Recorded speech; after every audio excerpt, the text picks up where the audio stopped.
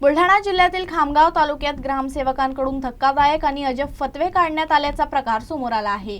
7 ते 8 गावात दवंडी देत नागरिकांना विविध शासकीय योजनांपासून वंचित ठेवण्याची धमकी देत वेठीस धरले जात असल्याचा आरोप होत आहे।